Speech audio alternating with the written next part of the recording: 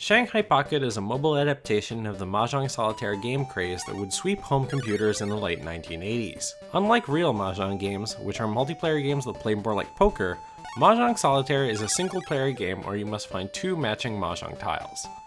But let's back up a bit. Shanghai Pocket was developed and published by Sunsoft and released on April 1st, 1999. If you've been paying close attention to the past couple episodes, you've probably noticed a trend in early WonderSwan games, so say it along with me. Shanghai Pocket is a port of the Game Boy game of the same name, also developed by Sunsoft and released in July of 1998. Careful observers may have noticed an Activision logo on the box art, so what gives? The simple answer is that the Shanghai intellectual property belongs to Activision, and they would frequently license out the IP to Sunsoft, who would make adaptations for the Japanese home consoles and arcade. Whenever those games would make it to the Western market, Activision would publish it there, but Sunsoft would retain the publishing rights in Japan. In 2001, Activision entered an agreement with Sun Electronics, Sunsoft's parent corporation, to give them the exclusive rights to Shanghai within Japan. The original Shanghai came out in 1986 on the Amiga, Mac, and Apple II, and played a huge part in popularizing Mahjong Solitaire, but all of that happened before I was even born. Younger viewers may associate Mahjong Solitaire more with Microsoft. Type A, Microsoft's Shanghai knockoff, was included in the first Microsoft Entertainment Pack for Windows 3.1 in 1989. It would later get recycled in Best of the Microsoft Entertainment Pack in 1995, alongside other classics like Jazzball, Ski Free, and Pipe Dream, which I'm sure a lot of you in your mid to late 20s remember fondly. Microsoft continues to have a soft spot for Mahjong Solitaire to this day.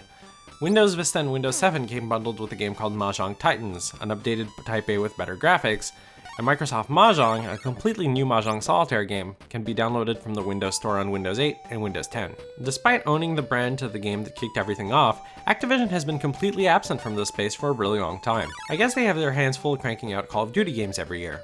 Sunsoft has done a much better job caring for the series over in Japan, ensuring that pretty much any system that comes out gets some sort of Shanghai game, but none of those ever make it to the West.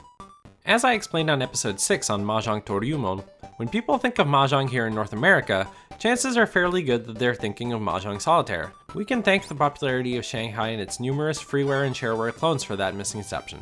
So what are the rules of Mahjong Solitaire anyway? Well, you take the 144 Mahjong tiles and arrange them in a special 4-layer formation facing upwards.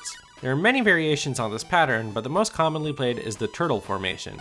From the visible tiles, you'll need to find a pair of matching tiles and remove them from the formation. But there's a catch. Only tiles that are considered to be open are eligible to be matched. Open tiles are the ones that can be moved left or right without disturbing other tiles in the layout, so generally, the tiles on the edges of each layer in the formation. The game ends once you've cleared the entire formation, or until no exposed pairs are left for you to match. Mahjong Solitaire is a great example of a game that's entirely possible to play with physical Mahjong tiles, but it's so impractical and tedious to set up that nowadays it's primarily played electronically. This has the side effect of enabling you to play Mahjong Solitaire in environments that you'd never be able to get with playing physically. And that brings us back to the WonderSwan. Mahjong Solitaire is a very effective time killer, and having a version you can carry around in your pocket ensures that you'll never be bored on a long train ride. In order to increase the replayability of the game, Shanghai Pocket comes with 4 different modes: Shanghai, Challenge, Kong Kong, and Gold Rush. Shanghai is your standard mode. Challenge makes you complete 20 different boards and then gives you a Dan rating based on how long it took you to complete them all. Kong Kong and Gold Rush are 2 different competitive modes where you race against a CPU or another human player to clear the board as quickly as possible. Kong Kong is a mode where garbage tiles can be sent between participants depending on the pace at which they clear the board, similar to Puyo Puyo. Gold Rush buries a tile labeled G at the bottom of the board, and it's your goal to uncover it before your opponent does.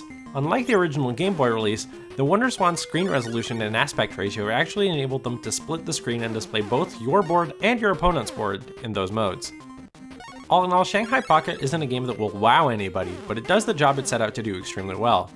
A no-name developer could have put together a really lazy cash grab of a Shanghai game and it probably would have sold just as well, but Sunsoft decided to go the extra mile and really polish this one as much as they could, even improving on the Game Boy version whenever possible. With the current onslaught of really good games coming out, this certainly isn't a game that's worth your time, but it is a game that's worthy of your respect.